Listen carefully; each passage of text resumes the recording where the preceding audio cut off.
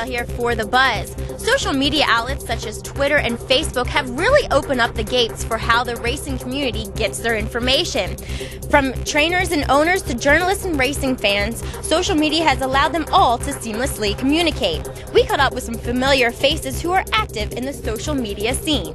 I don't know, Twitter can be for personal entertainment as well as for keeping up with business. It's a fantastic social medium for people to be able to stay in touch with their industry base, but also their pleasures and interests as well, and racing is a huge part of that. You've got individuals tweeting on their opinions on horses and breeding. It's allowed horses like Zenyatta to have their own pages. All in all, it just allows a broad spectrum to reach a global audience. Social networking seems to be one of the rare things that horse racing is getting right.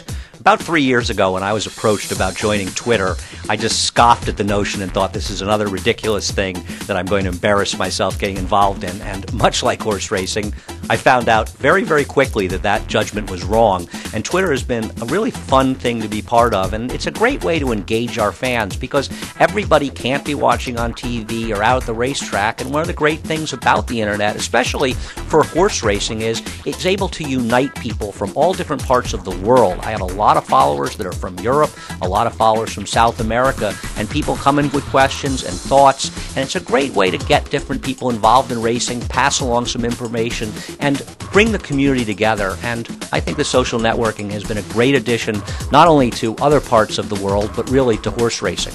You know what's going on with horses in the paddock, and then there's other news, whether it's the Blood Horse or Ray Pollock, or there's stables that like to use it, post information, how their horses train, how they breeze, where they're pointing to. So I think you're going to get more and more people that are going to address this and jump on board.